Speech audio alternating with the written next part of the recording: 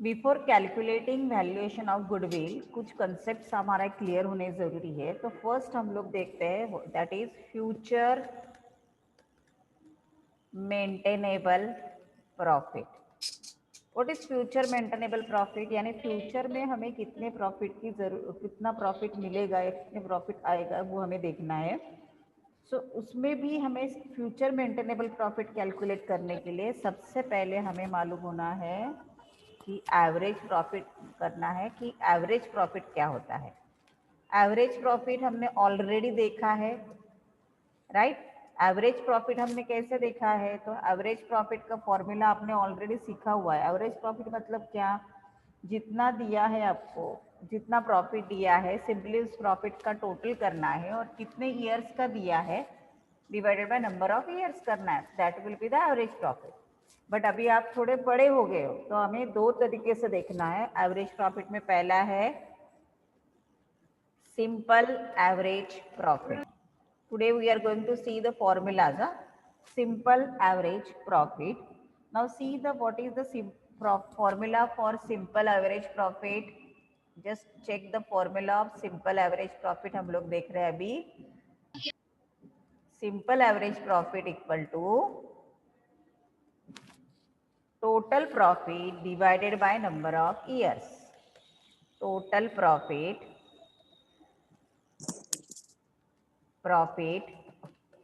divided by number of years. अगर loss है तो उसे क्या करना है, हमें माइनस करना है। ये हो गया आपका सिंपल एवरेज। दूसरा हम लोग बोलते हैं वो है, दूसरा जो एवरेज है उसे बोला जाता है weighted average, WEI,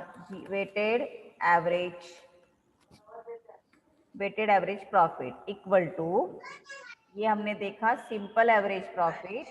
simple average profit का फॉर्मूला हमने देखा total profit divided by number of years. Now we are going to see the weighted average profit.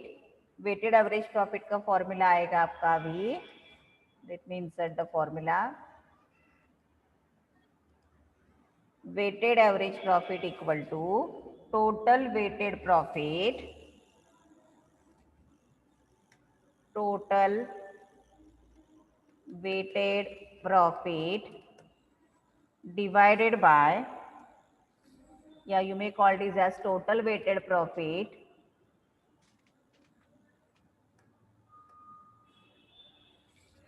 oblique product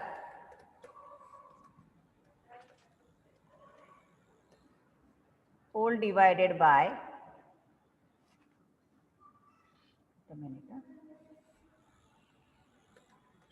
product divided by total of weights, total weighted profit oblique product divided by total of weights। ये formula आपको बहुत कम बार use करने के लिए है, आपको ज्यादातर पहला वाला फॉर्मूला यूज करना है। Simple average profit equal to total profit divided by number of years and weighted average profit total weighted profit divided by total weights. Okay, so ये हो गया आपका weighted average and simple average. Now we have to calculate future maintainable profit, क्योंकि बहुत बार हमें ये calculate करना पड़ता है। So let us calculate. मैं आपको यहाँ पे फॉर्मूला लिख के दे रही हूँ, उसी के हिसाब से आपको याद रखना है। सो ऊपर हेडिंग दे रहे हैं हम लोग कैलकुलेशन ऑफ फ्यूचर, ये हमें बार बार अभी कैलकुलेशन के लिए लगने वाला है, future maintainable profit. Okay, so simply इसका एक टेबल बना देते हैं, so it will be more easy.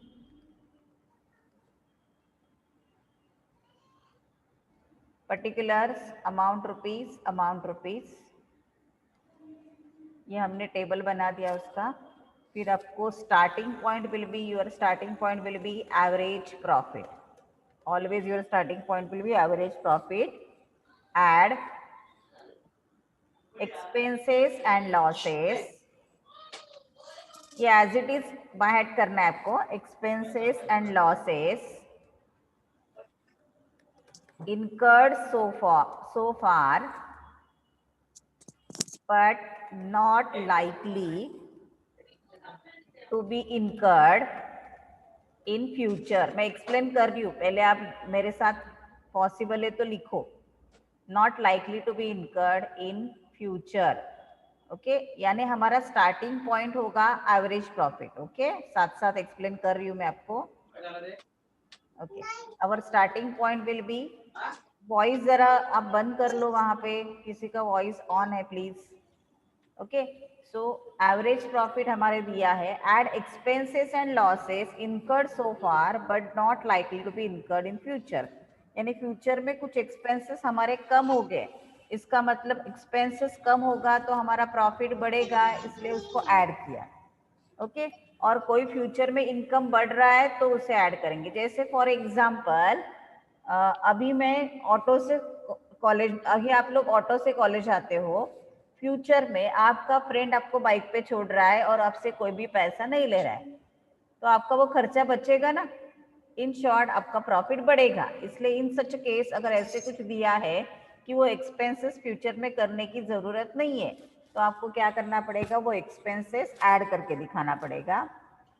Vice versa, अगर आपको इनकम बढ़ने वाला है फ्यूचर में, राइट, यानी आपके पेरेंट्स फ्यूचर में आपका पॉकेट मनी बढ़ा रहे हैं, तो वो भी आपके प्रॉफिट में ऐड या आपके इनकम में ऐड होगा, सो यहाँ पे आएगा add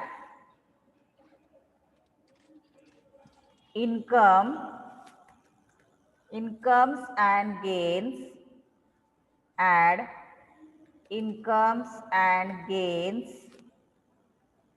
not in earn so far but likely to be earn in future, अभी तक वो इनकम या गेन हमें नहीं मिल रहा था लेकिन फ्यूचर में मिलने वाला है, तो वो भी हम लोग ऐड करेंगे, okay, so this will be your total, यहाँ पे दिखाना है करके, और फिर नीचे आएगा आपका लेस, एग्जैक्टली अपोजिट, ऊपर हमने जो किया ना उसका अपोजिट, देखो, less expenses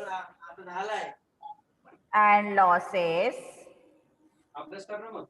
not incurred so far, मतलब अभी तक हम लोग नहीं कर रहे थे, incurred so far but likely to be incurred in future, यानी अभी तक वो एक्सपेंसेस हम लोग नहीं कर रहे थे लेकिन फ्यूचर में करना है उसको, तो वो हम लोग उसे क्या करेंगे, प्रॉफिट में से लेस होगा। दूसरा है incomes and gains earn so far but not likely to be earn, not likely to be earn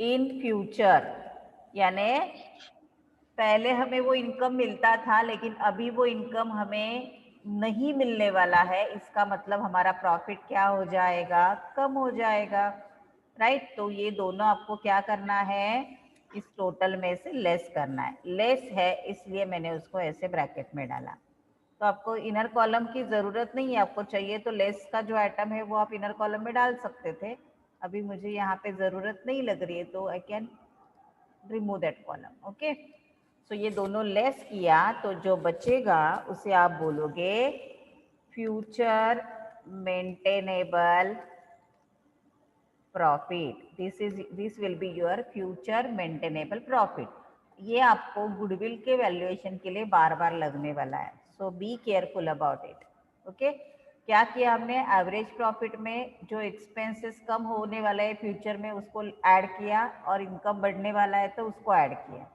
expenses बढ़ने वाले हैं तो लेस किया, इनकम कम होने वाला है तो उसको भी लेस किया है, तो आपको मिलेगा ये फ्यूचर मेंटेनेबल प्रॉफिट, ओके, इसके बाद हमारा actual methods of valuation of goodwill start होगा, ओके,